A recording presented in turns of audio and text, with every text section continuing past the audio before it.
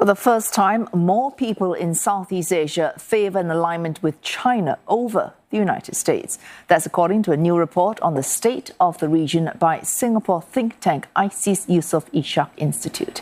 China saw a notable jump in favor among this year's respondents, climbing up to secure a slim majority over the US.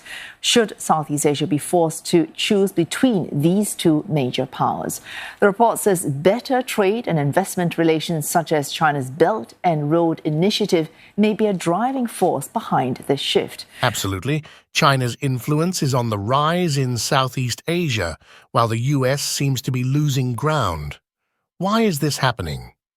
Well, there are a few big reasons behind this shift, and we're diving into all of them in today's video.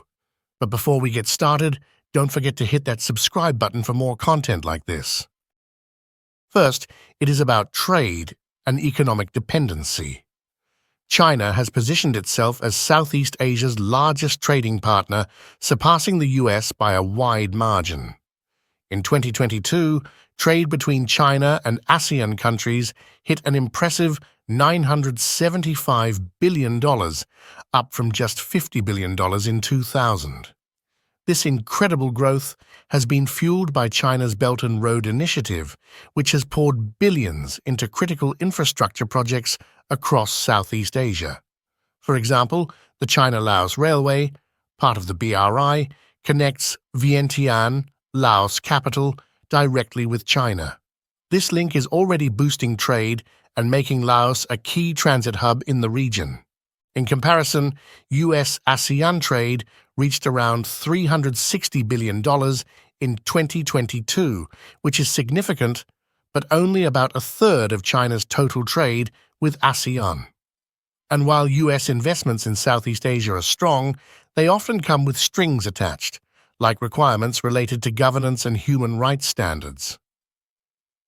Meanwhile, China's no-strings-attached approach is often more appealing to regional governments focused on development. China is also Southeast Asia's largest source of foreign direct investment in many sectors, particularly manufacturing, digital infrastructure, and real estate. Take Indonesia as an example. In 2021 alone, Chinese companies invested over $5 billion in Indonesia's nickel and battery production sector, part of a broader plan to make Indonesia a global hub for electric vehicle batteries. The US, on the other hand, has invested less than $2 billion in Indonesia's energy sector, despite its goal of pushing renewable energy development. Then there's Indonesia's Jakarta-Bandung high-speed rail, a powerful example of China's influence in Southeast Asia. Officially launched in October 2023, this 142-kilometer rail line, Southeast Asia's first HSR, cuts travel time between Jakarta and Bandung from over 3 hours by car to just 40 minutes.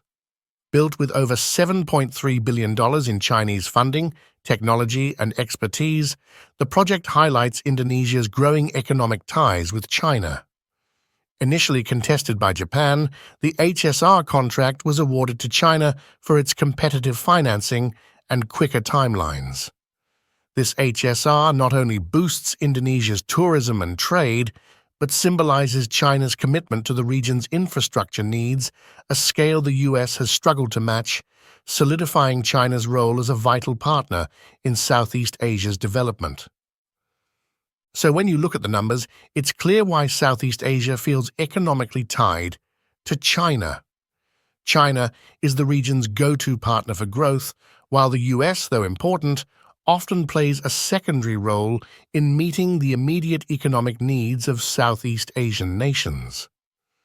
Besides trade and economic dependency, Southeast Asian countries are increasingly drawn to China due to its non-interference approach, which contrasts sharply with the US model of influence.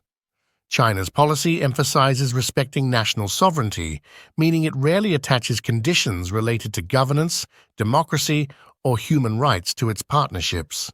This is appealing to governments in Southeast Asia, as it allows them to secure Chinese investments and aid without facing external pressure to change their domestic policies. For example, China has invested billions across the region without imposing political conditions, a stark difference from the US, which often aligns its support with expectations around democratic reforms and human rights standards. For Southeast Asia, the US influence often feels intrusive or inconsistent. American support frequently comes with strings, expectations of democratic reforms, and human rights benchmarks. This approach, while rooted in US values, can feel like interference to leaders prioritizing economic growth over political restructuring. Additionally, the US tends to emphasize military alliances and security, which resonates less with countries focused on economic advancement rather than military alignments. In the Philippines, for example, while the US has military bases and agreements, China has built extensive trade ties, becoming the Philippines' largest trading partner with $32 billion in trade in 2022, compared to the US's $22 billion. This difference makes China a more straightforward partner. It's seen as a consistent, resource-focused ally rather than a potentially critical or conditional one. For Southeast Asian nations that value sovereignty and stable development, China's no-strings-attached approach and economic focus align far more closely with their long-term goals.